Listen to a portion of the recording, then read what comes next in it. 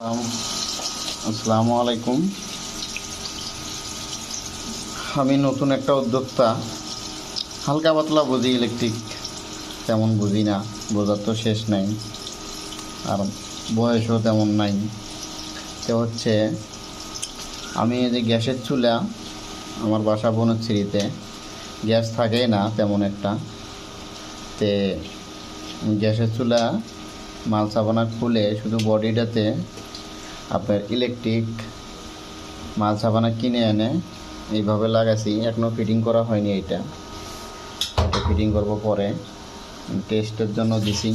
তো মোটামুটি তো ভালোই চলতেছে। 1500 ওয়াট পর্যন্ত দিছি। এই সার্কিট বোর্ডটা 5000 ওয়াট পর্যন্ত নিতে পারে।